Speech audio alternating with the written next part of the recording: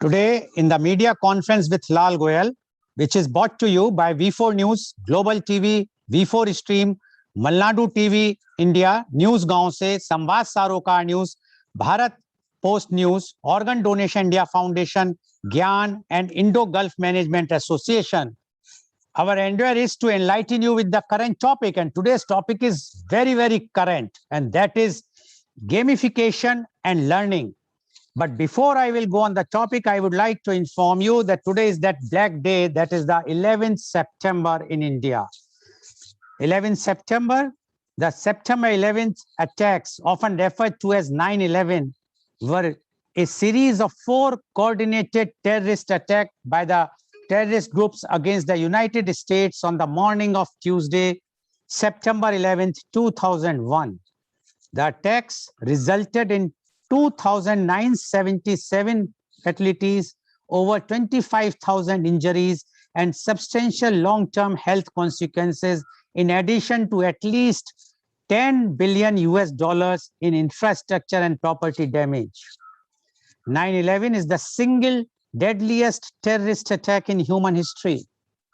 On this day, in 2001, 19 militants associated with the terrorist groups hijacked 4 planes in the United States, crashing 3 into World Trade Center building at New York, and the 4th crashed in Pennsylvania and killing approximately 3,000 people. Media conference with Lal Goel pay homage to all the departed soul and condemn all terrorist activities anywhere in the world. Now, coming to our main topic, that is the gamification and learning. Gamification is the strategic attempt to enhance systems, services, organizations, and activities in order to create similar experiences to those experienced when playing games in order to motivate and engage users. This is generally accomplished through the application of game design and elements and game principles, dynamics, and mechanics in non-game contexts.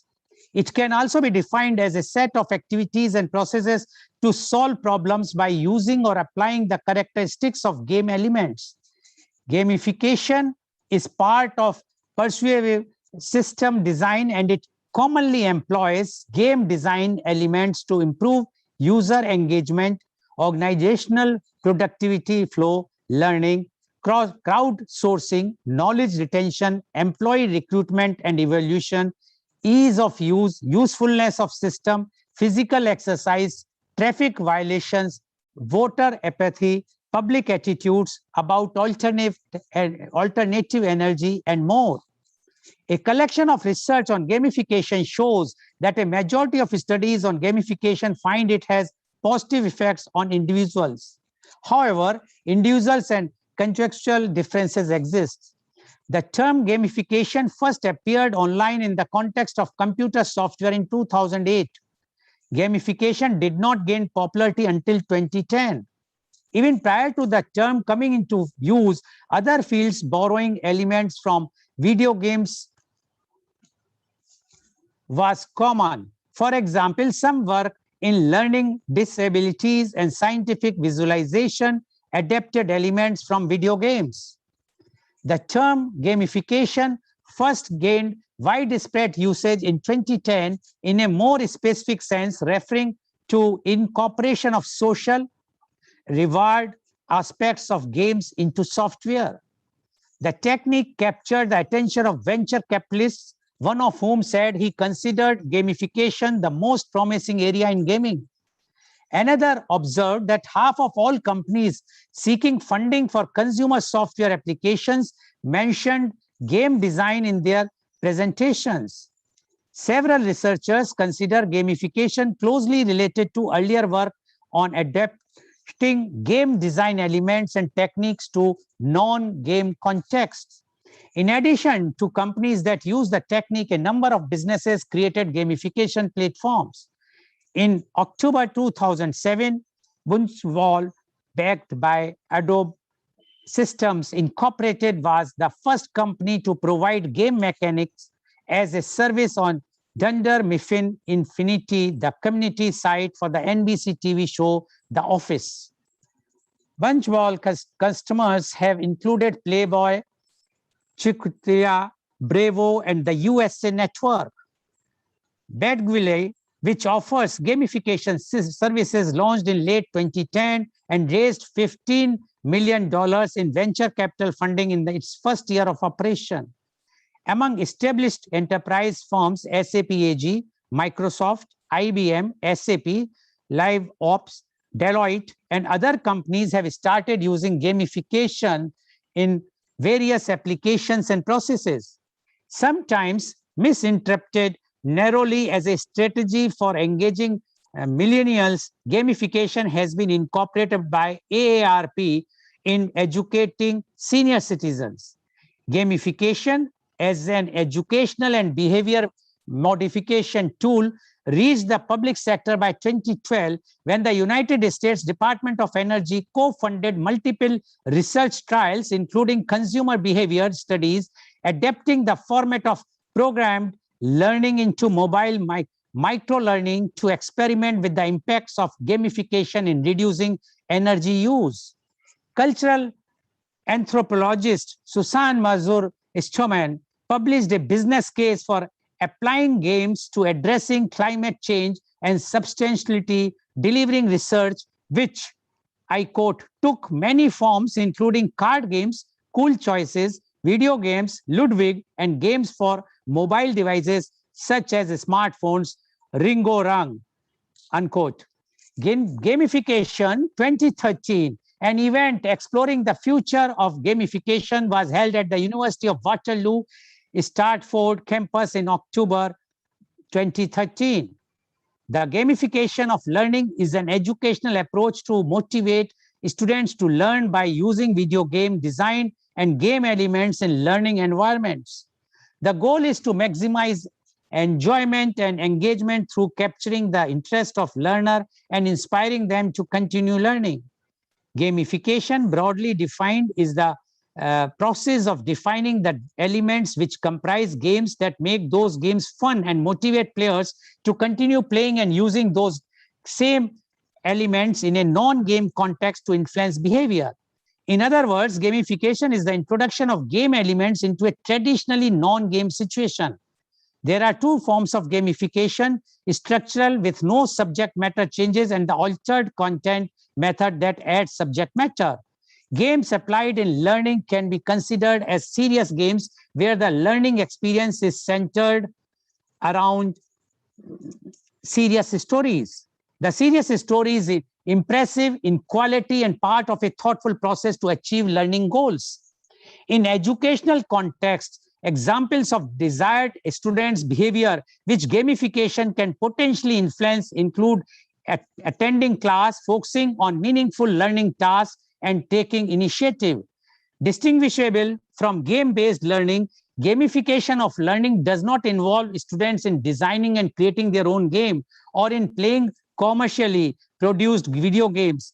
Within game-based learning initiatives, students might use GameStar mechanic or Game Maker to create their own video game, or play Minecraft, for example, where they explore and create 3D worlds. In these examples, along with games such as Search for PlayStation and Angry Birds, the learning agenda is encompassed within the game itself. And to discuss and to know more about gamification and to discuss about the topic of gamification and learning, we have very, very learned panelists with us, those who knows about the gamification, especially two of our guests who are joining from USA, and the third, definitely our own Professor Dr. Mohanlal Agrawal. So they three are quite aware about what is gamification, and the rest are those who are with this Indo-Gulf Management Association. So I would like to invite my first panelist guest, and he is Professor Dr. Mohanlal Agrawal. Professor Dr. Mohanlal Agrawal is the former Professor of Marketing Innovation and Management, IIM Lucknow, XLRI Jamshedpur, and California State University, USA. He is President of Indo-Gulf Management Association. Professor Dr. Mohanlal Agrawal, please. Please unmute. Thank you very much, Mr. Lal, for giving such a fact-driven history, origin, and evolution of changes that are taking place in higher learning. I defer to you to everything that you have said, and therefore would like to add only those things which perhaps can be said now after your brilliant opening. You see, there are three problems in higher learning which we are trying to solve at the same time. Problem number one is teaching without relevance. In other words, that teachers have been teaching and practitioners have been taking this teaching as something as if it is unconnected to what they are doing.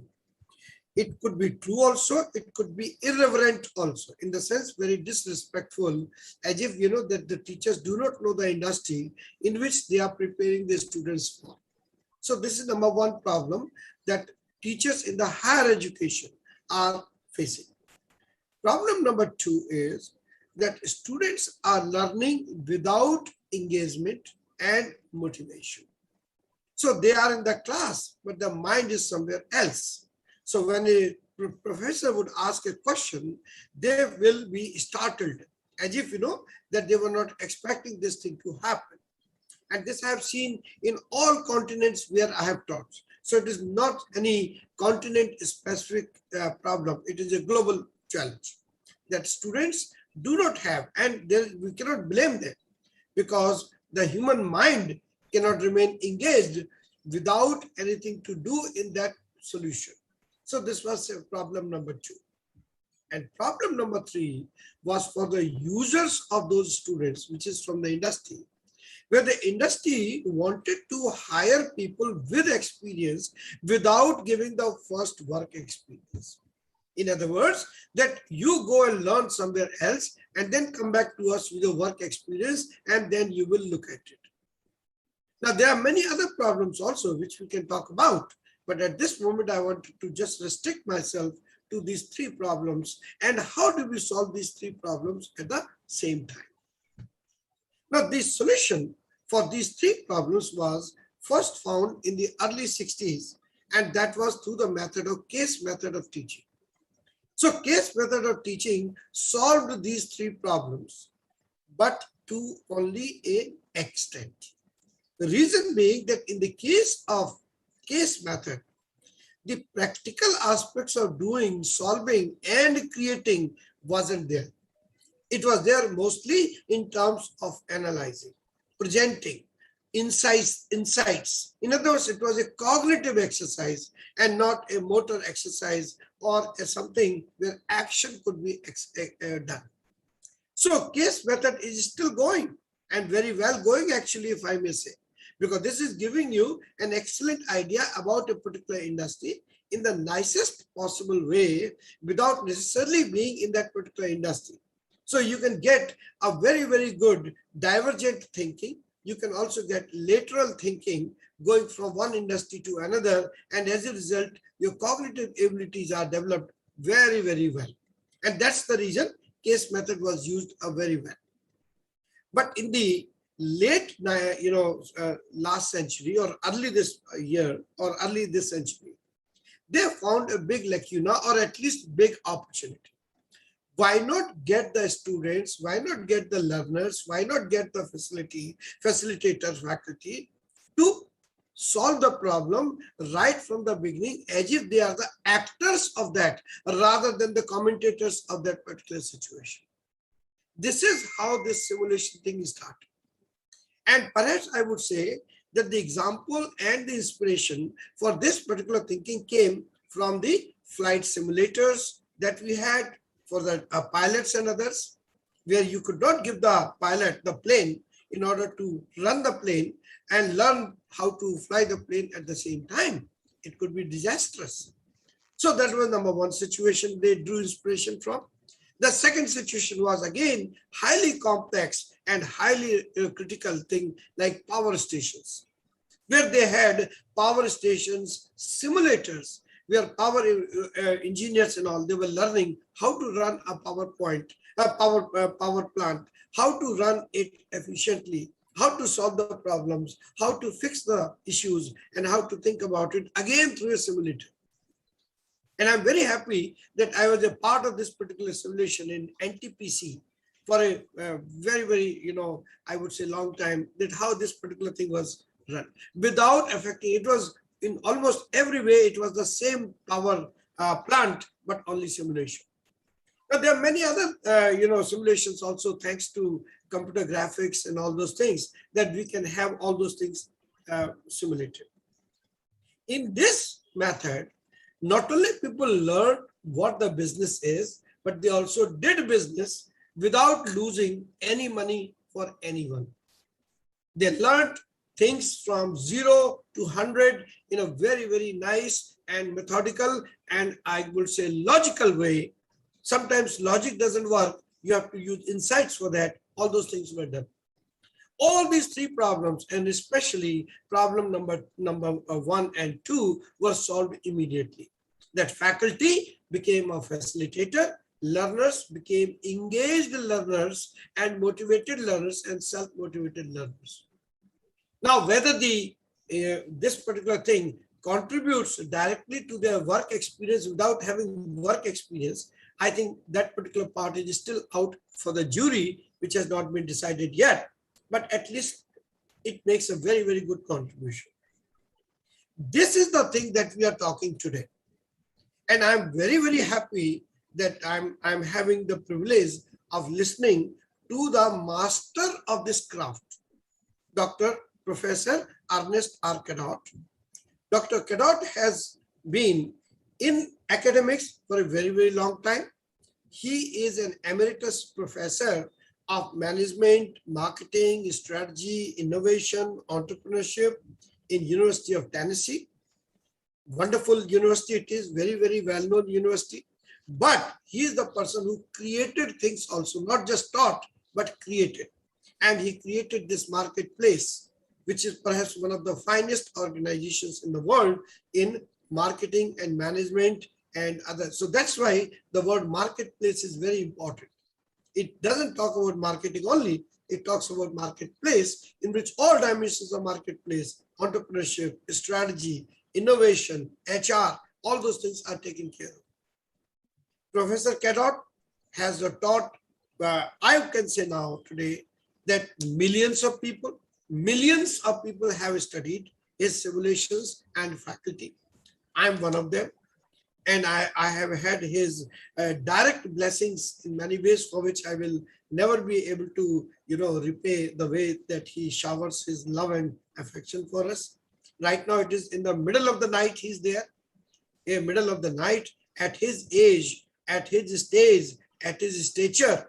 Even if he appears for 5 minutes, one has to take it as a blessing, but he's there for the entire time.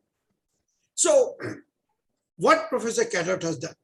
Professor Cadott has used his academic training, academic learning into a learning environment through a game, where the students play the game in the sense of providing inputs based on the context. And then there is a backend which calculates the results of what they are doing. And this provides what is known as iterative learning, because it is played over a period of time through some either round 1 or quarter 1 or quarter 2 or year 1. So you also have an opportunity to see what mistakes did you make, what mistakes you shouldn't make, and what mistakes you can do this. Unfortunately, even though such a brilliant thing is there from people like Professor Cadott and others who have done this, this method of learning hasn't taken too much, I would say, place in India, where they are getting scared as if that simulation means something very technical, something very, very scientific, and I will not be able to do it, and probably it is for engineers or technical people. No. He has made it accessible to everyone, people like him who have designed this particular thing so well that anybody can play and learn and enjoy. So with all these, forewords, which are obviously very less to the eminence and impact of our colleague, Dr. Ernest Cadott, if you allow me, Dr. Goel, with these words, I would like to request him. Thank you, Professor Dr. Mohanlal Agrawal. Uh, Now, as Professor Dr. Mohanlal Agrawal has mentioned, and he has explained what is gamification, he has made a very important point. He says that although this is something which is unique and which is now the future at least for the learning, although it is already been used, the simulations have been used not only in the he mentioned about the not only in the learning but also for the training of the pilots, etc. But I have also seen that they are also being used for the medical students who are now doing all the instead of using the human body, the dead body, they are using the simulators. So thank you very much. But he mentioned one thing, that in India there is still it is not there. So we would like to know why it is not there in India. Why is it very expensive or whatnot? So thank you very much, Professor Dr. Mohanlal Agrawal. Now I would like to invite my next panelist guest, and he's Professor Dr. Ernie R. Cadot. Professor Dr. Ernie is the president of Marketplace Simulations Incorporation, USA. He's an emeritus professor of innovative learning of the University of Tennessee, where he teaches a course in new product development entitled Innovation and Creativity. For more than 30 years, Professor Dr. Cadot has been developing business flights simulators for college students and entrepreneurs. He is the developer of Marketplace family of simulations. More than 1 million students and business professionals have benefited from his simulations. Welcome, Professor Dr. Ernest Cadot on our show. Professor Dr. Ernest Cadot, you have heard what Professor Dr. Mohanlal Agrawal, and as you are the main person and who can explain to us what is this gamification, so please, I have already allowed you to share the screen, so now you can start. Professor Dr. Ernest Cadot, please.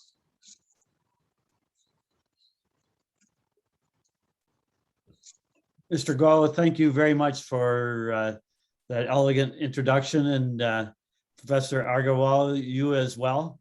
It is such an honor to be here and to be broadcast throughout India and the world. I can't think of a greater honor. And of course, I have great interest in experiential learning, and in particular, business flight simulators. I do want to thank you for your thoughtful remarks regarding 9/11. This is a very serious day for us in the United States and the entire world. As you pointed out, the most serious terrorist attack that has ever occurred in history. And that is something that we will never forget. And we must, as you and everyone else, be always on our guard that that can never happen again. But we're here to really celebrate opportunities of learning and to change the way students learn and teachers develop the skills of their students. And so what I'd like to do is give you a brief introduction to the work that I've been doing. And then we'll have the opportunity to listen to the students who have participated in this simulation. And I'm so happy they can join us today and share their point of view. And I think that's really important, is to find out what they experienced. It's one thing for all of us to say how wonderful these learning experiences are, but at the end of the day, it's really what's the value to the students. So with your permission, I will give a brief introduction, and then I will turn this back over to you and invite the students to participate with us.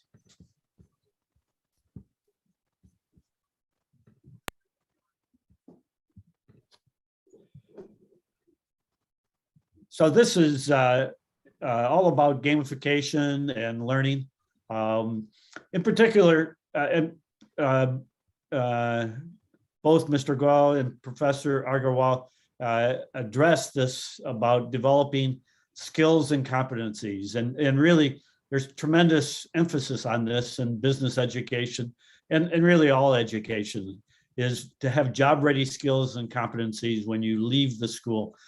And one of the things which I wanted particularly focus on here is developing entrepreneurs and developing the skills so that people will be ready to move into the business world as entrepreneurs and not just as part of another larger organization, but to create new business, all right, and new opportunities for themselves, their community, and their country. I have a brief video here which will introduce you to the work we do. Welcome to Marketplace Simulations. We provide business simulations for undergraduate and graduate college courses. Simulations are digital game-like exercises that give your students the opportunity to learn by doing. Concepts come to life when students make business decisions for themselves and compete against each other in the safety of a virtual environment. Marketplace has been a leader in higher education simulation learning for more than 30 years, currently used in over 600 schools worldwide. In our simulations, students will start up a company breaking into a new market. They'll develop a business strategy, analyze market data, launch products, grow and manage a global business empire. Students test ideas and learn from the results, maximizing the bottom line. Our instructor dashboard is full of tools and resources to support you and your classroom. Set up a new simulation in just a few clicks. Easily assess student performance and monitor decisions real time. Automated grading and world-class support mean you spend more time focusing on your students. With over 30 simulations ranging from marketing to entrepreneurship to strategy and from core to capstone, we have the right one for your course.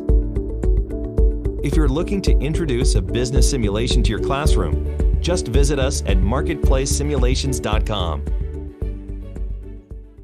Okay, well, I think that gives you a good feeling for the simulation that we've created and that the same one that the students here have participated in. Welcome to. Okay, one of the things which I would like to address is that school is all about developing knowledge, and this has been our history for thousands of years. But knowledge is not skill, all right? And that goes back to developing job-ready skills and competencies, all right? So what's the difference between knowledge and skill, all right? Knowing what to do versus being able to do it, all right? And as Professor Agarwal pointed out, we started moving in that direction with the case method, right? But it can only go so far. It does a very good job of giving us a very broad understanding of many business concepts and the kinds of decisions that business people have to make. But in that role, you are really nothing more than a consultant. You can only recommend what others have to do. In contrast with a business simulation, you have to implement your ideas, test them in the market, and of course, discover that some things will not behave as you necessarily expected. And so you have to learn and adapt in the process. Now, one of the things to think about is there's this gap between knowledge and skill.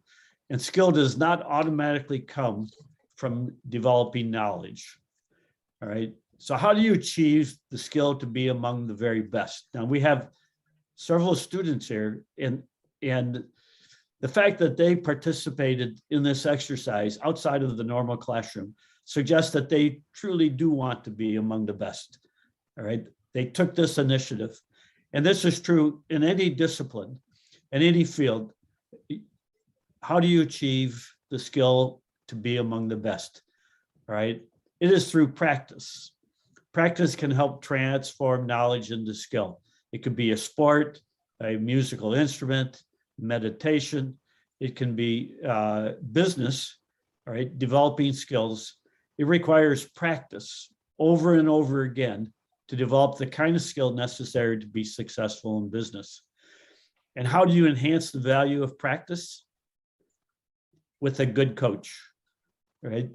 If you have somebody who can give you insight, advice, observe how you do things, and offer suggestions, give you drills, things that will help to improve you. And so what I've tried to do is take this idea of a coach and transform the traditional role of being an instructor or a teacher, right? And turn that into being a coach. And with a coach, you can reduce the amount of practice needed to achieve the desired skill level, all right? And in addition, a good coach can help you to achieve even a higher level of skill attainment. As I don't know if all of you know the character here, Yoda, who is the coach for Luke Skywalker and in the Star Wars saga. We all don't have that level of coaching, but professors, when they change their role to being a coach, right, it changes everything in how they work with students, and they become much more along the lines of colleagues and helpers, all right, as opposed to just talkers. Now, we learn by doing, as this little fellow here is learning, and he pulled the trigger on that squirt gun. Unfortunately, he was looking down the barrel when he did that, but you can guarantee that he will not do that again. And the next time he pulls the trigger, and he certainly will do that, he will be aiming in a different direction. And that's part of the learning process. And in fact, we have, just a moment. There is what's called the cycle of learning.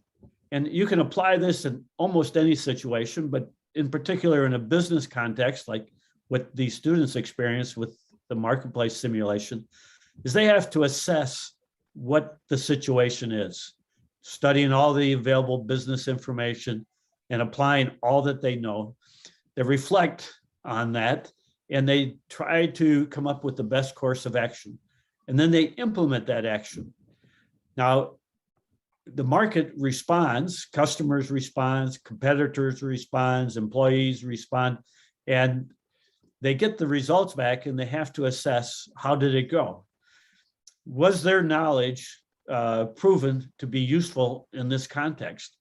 And some things will be reinforced and other things will have to be adjusted. And so they update their knowledge and try to figure out what they need to do next. And this, again, is a distinction with cases, is that you are living with your business over time. So you try to determine the best course of action and do what you think is best based on this newfound knowledge and new experience. And then, of course, you get back more results, and you again must reflect on how things went and how you can improve and how you can update what you know. And this is really life. You repeat this cycle endlessly. And so I'd like to offer a corollary to this theory of experiential learning, is that what we know influences what we think. So what we know, it really emphasizes the importance of going to school and to acquire knowledge, because that influences our attitudes, our values, and intentions. And what we think determines what we want to do. And skills determine what we can do. Now, knowledge is not skill again. So this is what we are trying to do, is develop these skills. Now, what kinds of entrepreneurial skills do students practice and develop while participating in a marketplace simulation? And so these are the many dimensions of things that they get to do over and over again. And we can ask these students, did they experience these kinds of skill development? And are they a different person as a result of having participated in this simulation? Now, I'd like to tell you just briefly some of the other things we do. We work with conscious capitalism. This is really a very important approach to going into the business world, not to just serve the owners, but also the entire community, your employees, your customers, your suppliers, your neighbors. And Raj Sisodia is the spiritual leader of this conscious capitalism movement. And he came to me to create a simulation to help bring conscious capitalism to the business world and the educational market in a way that provides hands-on learning. And we've had more than 30,000 people who have participated in one of our simulations that focus on conscious capitalism. We also have a very important business partner in the Harvard Business Publishing. They are currently selling several of our business simulations. And in fact, as of just yesterday, they added 2 more. One is venture strategy, which focuses on entrepreneurship, and the other one is international corporate management, which is simulation, a very high level simulation for graduate students and executive MBAs. As both of our leaders of this session pointed out, more than 1 million people have participated in one of our simulations as part of their business education. And you can see we are literally all over the world and have had the opportunity to interact with students and faculty from all parts of the world. Now, I also had really a great opportunity a few years ago to participate in an entrepreneurship education conclave. And that's partly why I want to put a little bit of emphasis on that here. I mean, we cover all the functional areas of marketing and human resources and supply chain and so forth. But one of the things which I'm particularly proud of and where I'd like to make as much a contribution as I can is in the area of entrepreneurship. It's a way to lift people up, to give them an opportunity to develop their skills, their talents, to do better for themselves, their family, and to begin to employ other people and add to the community and add to a nation. And this particular program was really looking at nation building for India through entrepreneurship. And I really want you to think about that if you want to develop your entrepreneurial skills. We would be happy to help with you. So if you want to develop your entrepreneurship skills, contact Dr. Agarwal and the Indo-Gulf Management Association, all right? And we'll help put you into the driver's seat. I also want to say that I'm working on a joint venture between India and Kenya, all right, to develop entrepreneurship program at the university and college level, and local communities, and especially women entrepreneurs. And what we're doing is doing capacity building programs for entrepreneurs at the street level, all right? And that's where we can make a change. So we've had the opportunity to have a number of students play a marketplace simulation. I'll just tell you real briefly what the scenario is, and then I'll turn the floor back over to our hosts. And so this is what we told the students when they started a couple of days ago, and literally just a couple of days ago. You are about to start a new company that will enter a new niche of the bicycle business. You recently have licensed technology to economically build carbon fiber bikes using 3D printing. So this is revolutionary technology in manufacturing. It's called additive manufacturing, and using new carbon fiber to build very inexpensive, lightweight bicycles. And these bicycles, although they're still a little bit pricey, are much more affordable than any bikes of that caliber has been in the past. So the students had to go after this market. It's really unknown whether this market will be successful. It seems to have some potential. There were 3 segments: the recreation, mountain, and speed segment.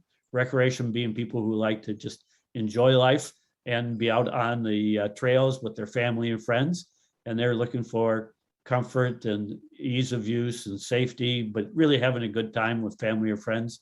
Mountain bikers, these are people who want to be off-road and like adventure and like a rugged experience. And then the speed bikers who are interested, as the name suggests, in going fast, an aerodynamic, very lightweight bike.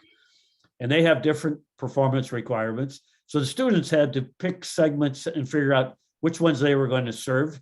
This was a test market. And so there were 4 markets that they could used to evaluate this business opportunity, including Bangalore. All right, and so with this new technology, you could create a new bicycle shop. And so instead of it being cluttered with 100 bicycles, what you have are models that you designed, the students designed, they put them in a showroom. All right, and then customers can come in, take a look at the different models that are out that are tailored just for them and very lightweight and modestly priced.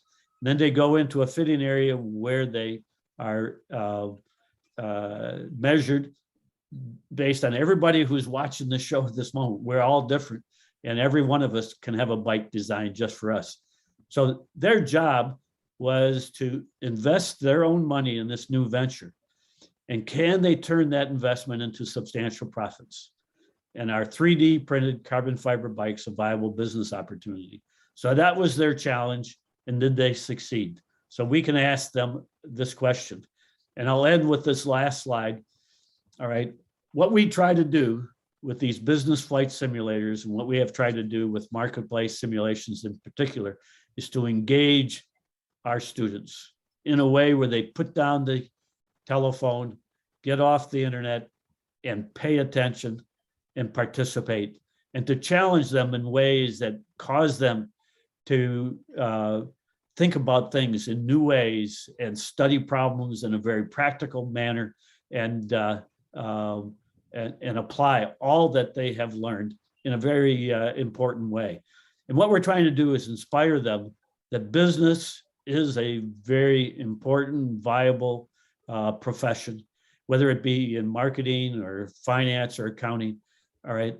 And so to inspire them to rise up to a higher level, all right, in themselves, see that opportunity, and ultimately to transform them. And we will ask the students who are here, are they different people from the moment they started that simulation to where they finished? And that is the satisfaction that I get as a professor, is to see my students become confident in business through these kinds of experience. So with that, I will stop and turn this back over to Mr. Goel and Professor Agarwal, and you can proceed with the rest of your program. Thank you very much, Professor Dr. Arne, for giving your elaborate demonstration through your PPT presentation. I'm sure our viewers got some fair idea about what is gamification. Now, as he mentioned, now I would like to invite the next panelist guest, and he is Mr. Jeb Stylus. Mr. Jeb is the IT support manager of Marketplace Simulations Incorporation USA.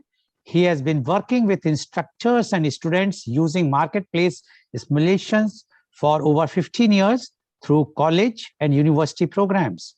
He has a degree in computer science and is the sales and support manager for Marketplace Simulations. Welcome, Mr. Jeb Stylus, on our show. Mr. Jeb, you have seen, and because you are working very closely with Professor Arne, so you know ins and outs, but for the benefit of our viewers, definitely we would like to know your views about the gamification and learning. Mr. Jeb Stylus, please. Thank you, Mr. Goel, for the introduction there and the gracious invite to be here today, along with I really feel kind of out of place alongside Professor Agarwal and Dr. Kadat. Yeah, I don't come from a business background from my higher education. It's computer science, very technical, almost vocational in a way. And so all of my education has been through in business, management strategy, all these different discipline areas has been through the simulation. So I've learned along with the evolution of the simulations that Dr. Kadat has engineered. And, you know, over the many years I've worked with the customers, the instructors, the students that I talk to, I've talked to over the years and worked with, it's more and more expected, this type of complexity, this type of flight simulator, if you will. You know, it's a dynamic experience that's more and more expected through higher education. You know, they welcome working with the new technology and the complexity. The students are certainly there oftentimes the professors are dragging a little behind, coming from an old methodology, and they're having to constantly, and it's happening faster and faster, just as technology is evolving. They're redefining the new normal for education, what the expectation is, and the students just for the most part, the students can't get enough of the type of experience they're provided in these simulations. You can't cover all the permutations of these business situations that arise in the simulations that we provide. So you can't cover that in a case study. You can't cover all those permutations, all those possible situations in lecture, and this really pulls them out of that. They're not just it is certainly required, but they're not just listening to a talking head. That's constant. So pulling them out of that, getting them to put hands on these kind of things, like we talked about before, it's so much more exciting than their typical class, certainly in business. So anytime they can do that, and the flexibility that we've added over the years with the many different iterations of the simulation that we offer in different discipline areas, adjusting things slightly to gear towards certain classes, and just being able to add tools that are instructor driven. The instructors are, if they're hesitant, once they realize the flexibility of these kind of tools and how they're ever evolving, oftentimes based on all of their input. We hear from instructors every day, and we feed that feedback into the loop to make sure that we get what they need to handle the class. And what's exciting to them is the ability to judge whether you want to be hands-on or hands-off at any given moment. So you can set it to autopilot for a while, then you can come back in and you can start to steer the ship. You can start to rearrange things to make it work for your style, right? And with the we've been working with online programs for as long as I've been with the company. So in the midst of COVID situations, especially, starting last year, we were already poised to do these kind of things and provide these solutions that people were looking for. So if you're running an exclusively online program, that's something these things are already engineered to do. Work from anywhere, work with anybody, wherever they are. So those are things that we've been doing for a very long time, and that's become paramount of recent. And switching back and forth between those types of programs, again, just flexibility that gives them. You can design, if you're a course designer, you're creating courses for large schools, it's the same thing. You can pretty much have a limitless number of participants in a game, or you can have a very intimate game where you've got 6-7 students in a small class. Maybe it's an advanced class. So the ability for us to house and work fluidly in all those different situations, they might not be excited when they first talk to me, but they're certainly excited by the end. And that's what we do is just try and create, help them with their vision to create a situation that'll work best for them in their class. And we want them to be as involved as they want to be, or as hands-off as they want to be. Maybe they have more or less time. Maybe they've got a dozen TAs. Maybe they have no help at all. We encounter all these different types of situations and budget requirements and things like that. So given the evolution of all of our tools, people are always surprised at what we can do and what we can help them with. So I think that sums up my opinion on most of the customers that we talk to and how we work with the university instructors especially. Okay, thank you very much, Mr. Stiles, for giving your views about the simulations and especially the gamification and learning. And you have explained very clearly how this thing can change the near future, and you can say that it's something which is going to be the future for the learning in the world. Thank you very much. Now I would like to invite our youth guests, rather I must say, those who are learning and working with IGMA one by one. And I will request them to speak for about 3 minutes because the paucity of time, because we would like to go back to the Professor Ernie once again and take his views. So my first youth guest is Miss Aditi Gupta. She is learning and working with IGMA. Miss Aditi Gupta, please just introduce yourself, what you are doing, and from which city you are, and then you can speak. Good morning, everyone. I'm Aditi Gupta. I'm working as an intern at Indo-Gulf Management Association. Born and brought up in Delhi, and I'm right now pursuing postgraduate diploma management from Indrapuram Institute of Higher Studies. Today, I'm here to share my experience about the marketplace stimulation game. First of all, I would like to thank Dr. Ernest Sir and Zeb Sir for their constant guidance, and Indo-Gulf Management Association and Dr. Mohanlal Agarwal for giving me this wonderful opportunity to be a part of this game. Now, I would like to share my experience about this game. As I played, I observed that the game was divided into quarters where we were supposed to start a bicycle business of our own using different promotion and segmentation strategies. During the first quarter, the strategy followed was to focus on market potentiality, customer needs, and prices they are willing to pay. This game provided us the understanding of how we should divide responsibilities in this virtual business platform. Then we designed a product according to the market and customer needs, created our own brand and company name to provide an appropriate recognition. To set up the revenues for the successive quarters, my team approached it by thinking that at first we should invest more money for advertisement and our brand with market segment priorities at speed and mountain. Going through the first, second, and the third quarter, we realized that the income and the revenue generated was less.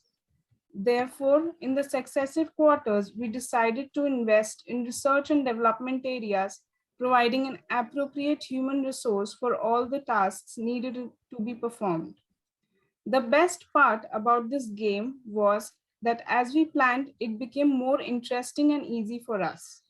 It became easy for us to get connected to the products and the brands, making us think as if we were the real owners of it.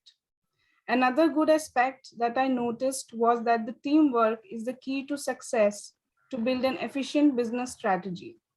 Therefore, this game not only tests our ability to make business decisions, but also challenges us to formulate a different strategy and apply innovative thinking, brand management, and product building every time we started a new quarter.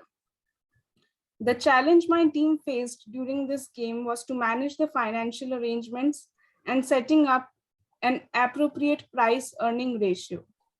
But concluding my experience, I can say that playing this game for 6 to 7 hours made me think like an entrepreneur who owns the business, has a different market segment, needs to manage human resources, focus on research and development, and all the other aspects related to brand and business management. Last but not the least, I would also like to thank Dr. Lal Goel for letting me share my experience on this platform and my team for their constant support and helping me learn that the leadership qualities are so much needed for a game like this and how success can be achieved. Thank you again, everyone. Thank you, Ms. Aditi Gupta, for sharing your experience. Now, I would like to invite my next youth guest, and she is Miss Anjali. Miss Anjali is also learning and working with IGMA. Miss Anjali. Thank you, sir. Good morning. My name is Anjali, and I am doing my postgraduate from Indrapuram Institute of Higher Studies. Right now, I am doing internship with Indo-Gulf Management Association.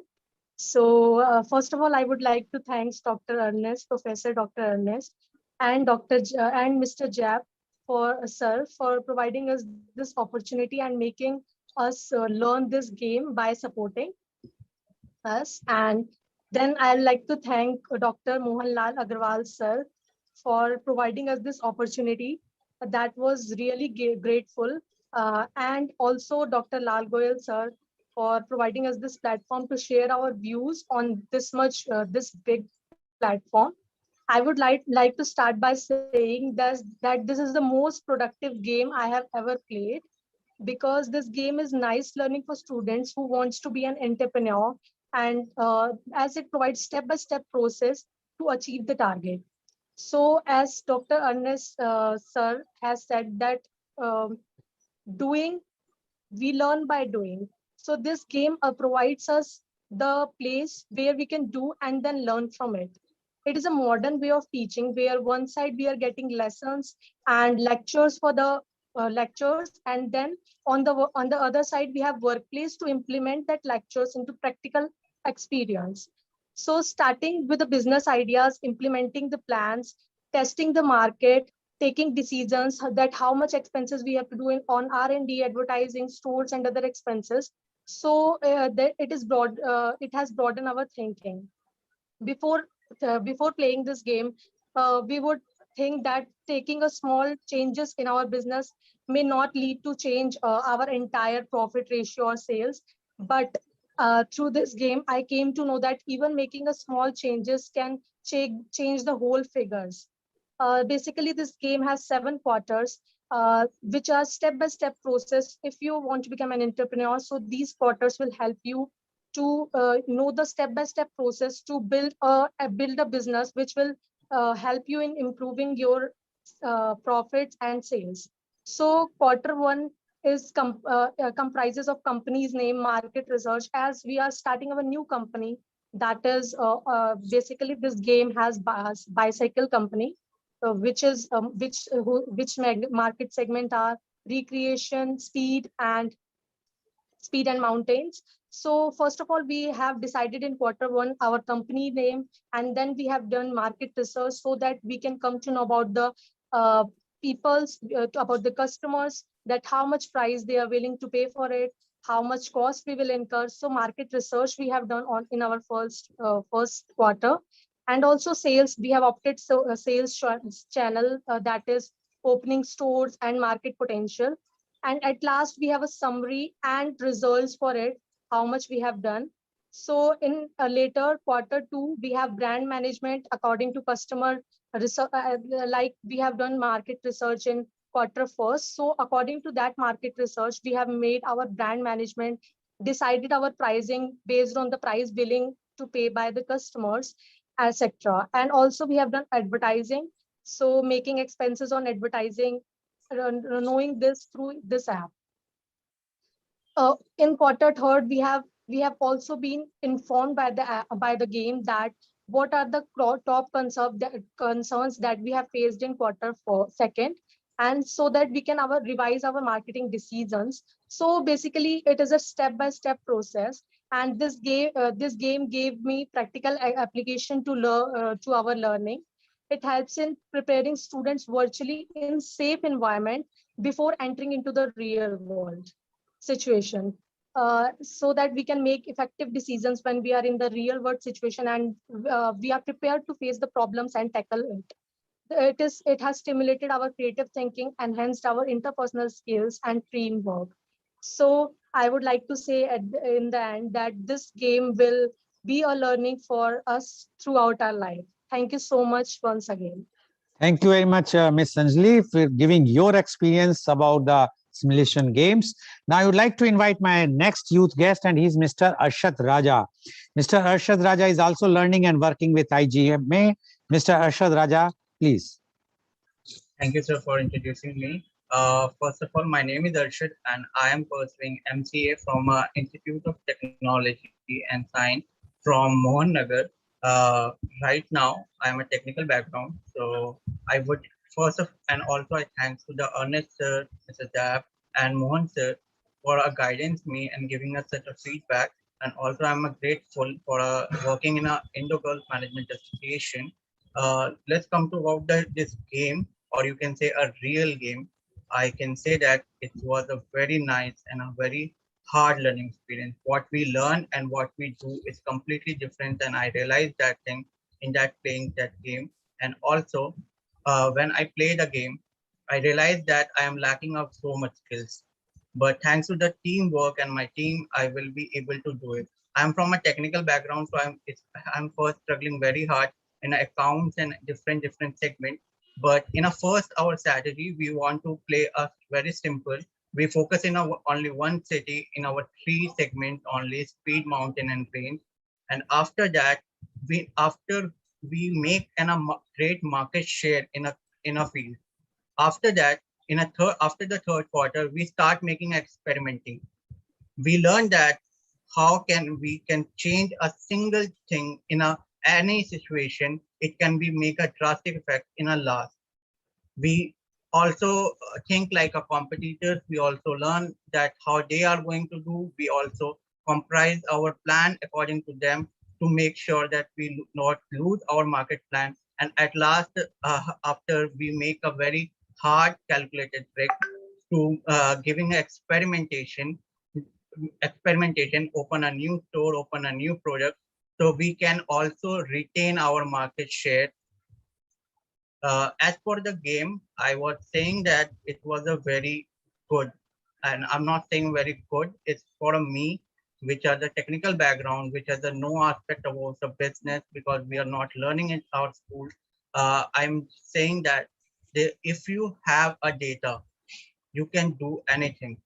Especially if you are launching a new product, I can say that we have provided us so much data that we can make assumption as per a future. So I learned that if you ever start in anything in a future, for a future, you have to get information from a past and present. And thank you so much, sir. Thank you, Mr. Goel, sir. Thank you, Mr. Agarwal, sir. And thank you all of them and for my team also. Thank you, sir. Thank you, Mr. Arshad Raja, for giving your sharing your experiences on this game. Now, I would like to invite my next youth guest, and he's Mr. Nitish Kumar. Mr. Nitish Kumar is also learning and working with IGMA. Mr. Nitish Kumar, please. Thank you, sir. Wow, I'm feeling good to be here. First time I got this type of opportunity, so I'm a little bit nervous here. Sir, my name is Nitish Kumar. I am intern of IGMA. I also come from Patna. I took part in marketplace gamification and learning contest as team leader of Team 3. My company name is Sharma Bicycle there in game. First of all, I would like to heartily thank IGMA, who gives me this opportunity to play the game under the guidance of the president of IGMA, Professor Mohan Sir, and the president of Marketplace Simulation, Professor Dr. Ernest Cathode, and IT support manager, Mr. Jeff Stiles. Jeff Stiles guided us how to play this game. Actually, game is divided into number of quarters. Each successive quarters has added the new features of business tools. When I played this game, I feel like I was creating our own bicycle business, and our teammates are my partners of my company. He can give me suggestion to how to grow your company for profit and how to increase the market share. In this game, first quarter is to create the name of your company and put the company logo, and given the 4 areas where you can start your business, and also given 3 strategy which can you target. Just a recreation bicycle, mountain bicycle, and speed bicycle. In first quarter, I have chosen targeted the mountain bicycle and speed bicycle. In quarter second, we can design our own brand bicycle, which type of bicycle you want to need suited to your target. Advertising your brand, by which platform you want to advertise, all things are given in the game. Sales plan, demand plan, all things which you want to develop your business. In the game, you put all the data are given in the games, those who you needed to running the business. After every quarter showing the results, what is company statics, you are in market or not. This game is so much interesting. You feel like you are in the corporate world and give competition to the opposite team. Also face so many challenges in this game. First challenge I face in this game, that is a time limited. given by the professor when I played. And second challenge, good decision had to be taken quickly, otherwise competitors overtaken you. And third, competitor is giving you competition in this game. And I also faced a challenge in a financial part. Our team did not take good decision in quarter 1, 2, 3, 4, 5, but future investment is great. In quarter 6, generated new ideas by team member. Our company got income and increased market share. So I can say that the game is so interesting if you are doing in a professional course. So that game is so. It can also help for the entrepreneurship. Thank you.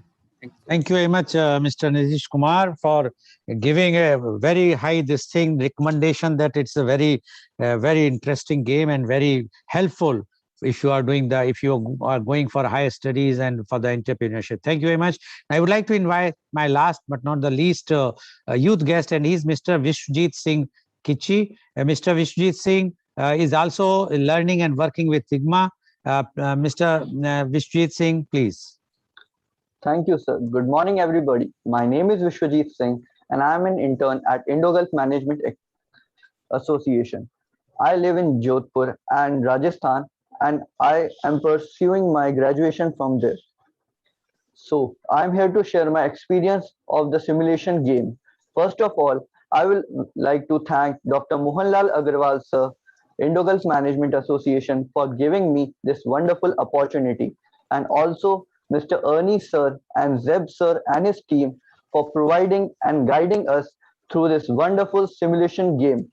It was a great experience. Our main strategy during the game was to design the product in accordance with our customer needs, and also to make our brand name valuable and get an edge over our competition.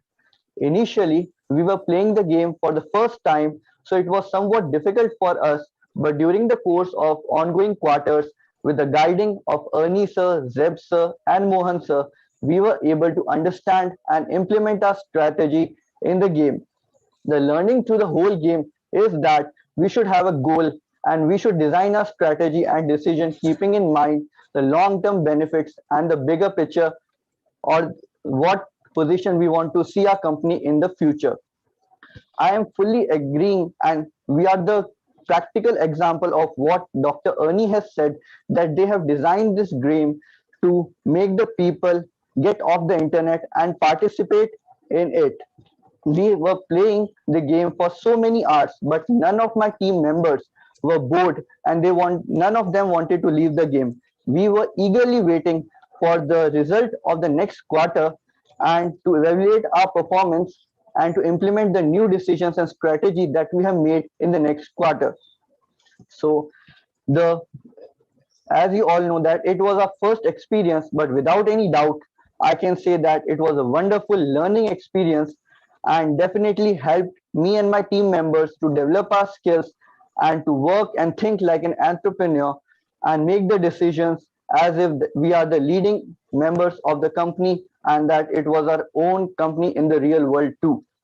So at last, but not the least, I would like to thank Dr. Goel sir for giving us this wonderful opportunity to share our experience in this wonderful platform. Thank you so much, sir. Thank you, Mr. Vishwajeet Singh, for giving your views and about your experience of this game. Now, I would like to go back to Professor Ernie. Professor Ernie, we have heard what the experiences of the students, but for the benefit of our viewers, I would like to ask few questions to you so that more clarity will come. My first question will be whether your game is only for the higher education students or it is from the very beginning for primary and secondary students also. Well, our focus has been on higher education, and I think that's where we fit very well. A lot of it has to do with the maturity of the students, the focus on developing business skills. It has been used in the high school level. We have in the Caribbean a high school competition that embraces all of the countries in the Caribbean, with several hundred students who participate.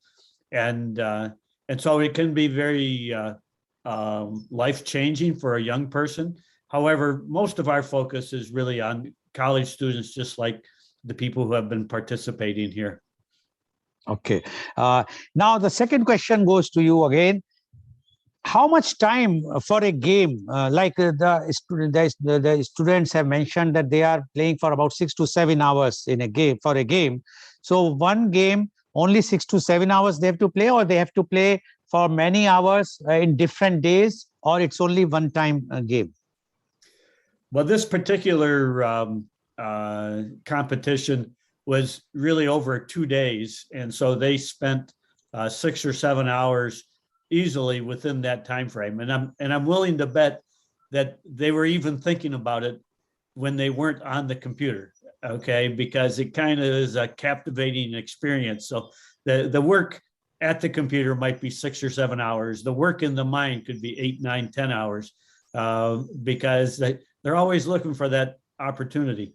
Now we play this simulation in lots of different formats. It can be done during a semester where you make one decision round a week, and the team has more time to reflect and to discuss and debate and analyze and so forth. We have simulations that run for 20, 30 minutes. We have simulations like this that run for 6 or 7 hours. We have simulations that can encompass the entire semester and are very sophisticated. It may take 3 or 4 hours to make one decision round, one business quarter. So it all depends on the level where the student is and their background. So it's I think as Zeb pointed out, we have a different simulation for every function at every level of training. And it's just a matter of working with the instructor coach as finding the right one for their particular students. Okay. And now, don't you think that by this simulations, the student will become more dependent?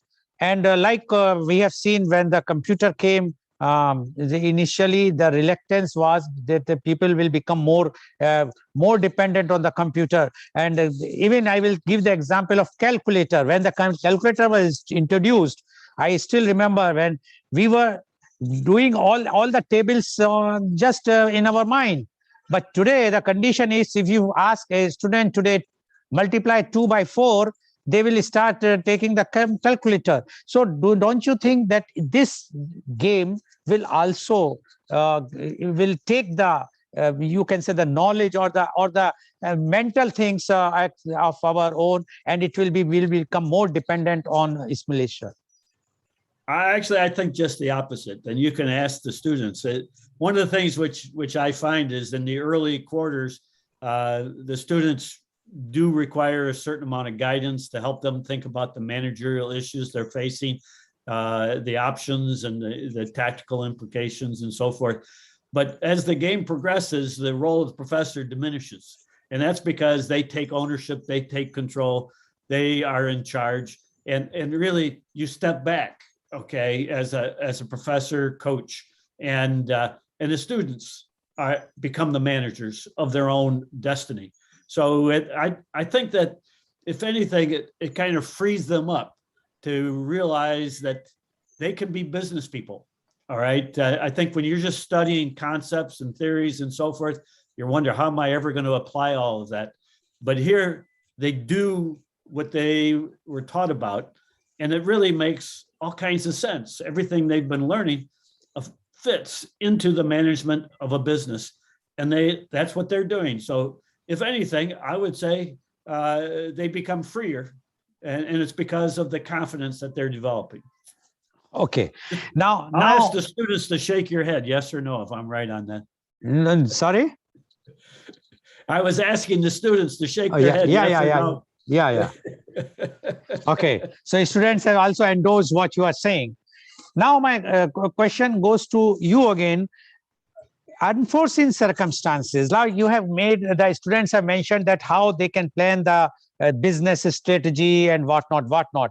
But whether your game is also having the unforeseen circumstances, which we have seen, like the COVID, we have seen it has disrupted the entire business. So whether you have those things inbuilt in case of such types of unwanted happenings happen, then what one step one should take? Well, I suppose we could talk about this from different points of view, but one of the things that we discovered and Mr. Zeb pointed out, I thought, is we've already been delivering education on the internet from the beginning. We were actually the first serious business game to go on the internet, and that was many years ago. But one of the things that I think the students discovered is that they don't have to be sitting next door to each other or in the same room, all right? That they can be in a Zoom meeting and discussing business issues and going back and forth between one decision and another, looking at data, having debates. And so I think what they've learned is that business can be conducted anywhere. In their managerial roles, they don't have to be in an office, okay? They don't have to work with people only in their town, but they can work internationally. That little video that I showed, I had teams from Korea, Kenya, India, US, Dominican Republic, all right, and Italy, and they all worked together. And the thing that brought them together was business. And so if anything, what we have learned is that through the power of these managerial online meetings, you can conduct business and make good decisions with people of different cultures in different time zones all over the world.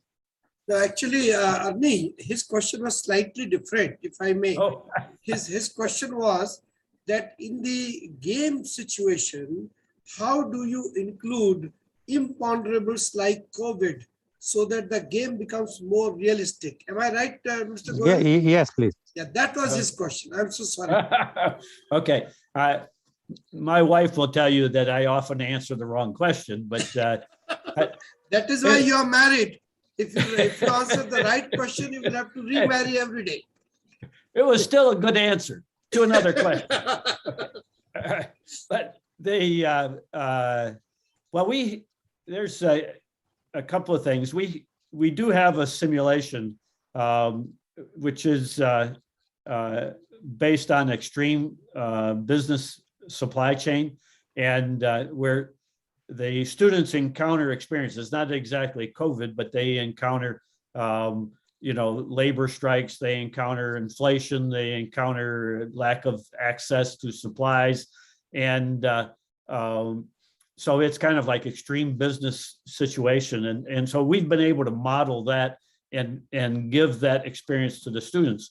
We also have an international corporate management game with real-time economic conditions, if you might imagine, which while they are playing over the semester, the markets in 5 regions are tied to the game. So as the exchange rates are varying in real life, they are impacted in the business decisions that they're making. They're also tied into stock exchanges in 5 of the 5 regions. And so they have to pay attention to what's going on in the world, because it could be causing the business that they are in a particular region to shrink or expand or become more or less expensive. So we've tried to create that kind of an environment. And so that game is actually being affected now by COVID and how economic conditions have been impacted. So it is something that has been on our mind, and we think we've built it into one of our most advanced simulations that we have. Okay, because recently we have seen what happened with the Mr. Jack Ma and Alibaba group. So in that case, if such type of thing where the political interference is there in a business and you are doing business, are you keeping all those eventuality it can happen in the such type of conditions? Well, obviously a simulation is a simplification of the real world. We've had to take out a lot of the fine points, but in the supply chain simulation is extreme supply chain management. We have built those into the experience, and in the game with real-time economic conditions, they unfold naturally as they would in business. But in all honesty, it's really difficult to capture this level of detail and to do it in a compressed form. I can tell you that the students have a lot of challenges which are coming at them naturally just based on their competitors. And that's for a much more advanced simulation to do as you suggest. Okay, thank you. Now my one question to Mr. Stylist. Because you are in the sales and support manager of this company, what is the cost of this game? What is the cost? Well, I say there's an emotional cost to dealing with Dr. Kadat on a daily basis, but as far as the cost of the simulation, it can vary. We have a portfolio, so you as far as a domestic price for us, you might go as I think our lowest,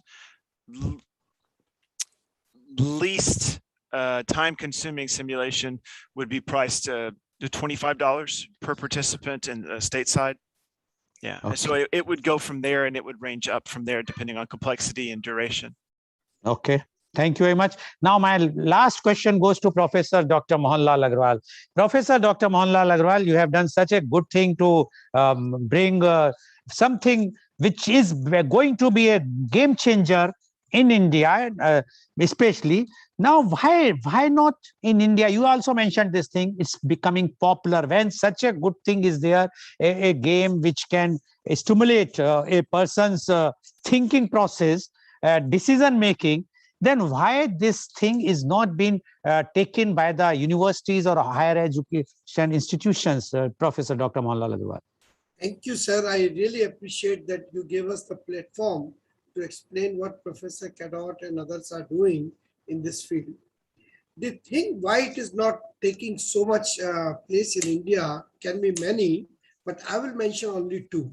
Number one, this is an additional cost which is to be spent by the college authorities or by business schools or by decision makers, and somehow they are not convinced that it is, like creating a new lab for the students. So that is one reason. And the second reason is that there are not enough trained faculty around. So those who are not trained, they will obviously not be comfortable in teaching others. That is why Professor Arni and I, we are trying to train the trainers, training for trainers, so that the number of trainers can increase, and then this particular thing can happen.